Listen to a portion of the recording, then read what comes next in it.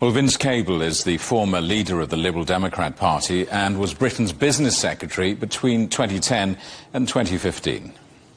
Well, it's significant for the UK that we have good business-like relationships with all the major economic powers in the world. I mean, we're a trading country and an open country, and China is massively important, arguably number one or certainly number two in the world economy. So as a matter of Britain's economic interest, it's important that we engage. But there is another more topical reason, which is the erratic behavior of the Trump administration, which is causing a lot of Western countries, not just the UK, to hedge, to sort of balance our relationships in a different way. And I suppose you could say that the British are, to some extent, following the lead of Premier Carney from Canada last week in balancing our relationship with the United States in a more, perhaps more sensible and appropriate way, given the way President Trump's behaving.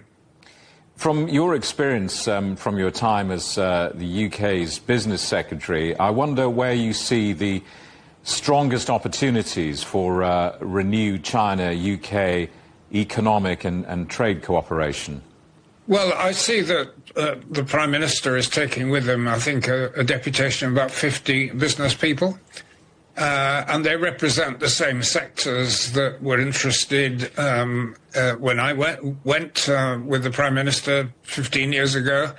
And there are areas where Britain, you could say, has a comparative advantage. We're competitive. We have something useful that the Chinese may wish to engage with.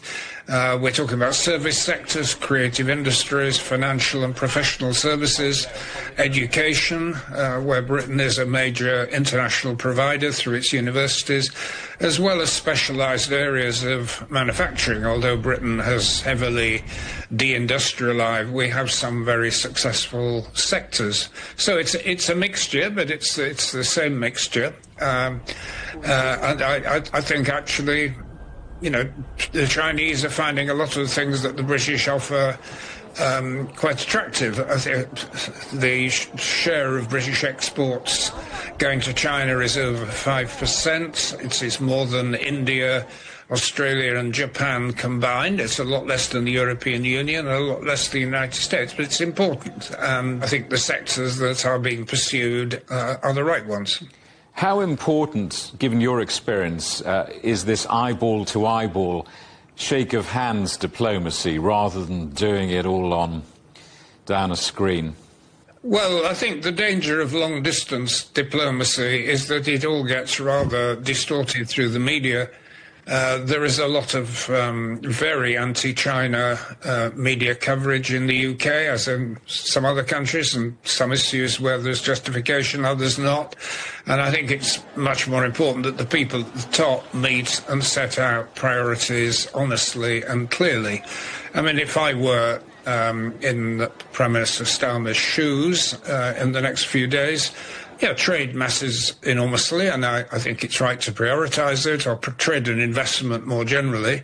But I think probably the trickiest issue for the UK is that we now have this very heavy commitment to Ukraine. We find China not openly but tacitly on the other side in support of Russia. That creates a lot of difficulty for the British and other European countries. And I think it's important to be clear with our Chinese friends what we would want them to do in order to help resolve this conflict in a satisfactory way and uphold the principle of territorial integrity, which the Chinese rightly emphasize.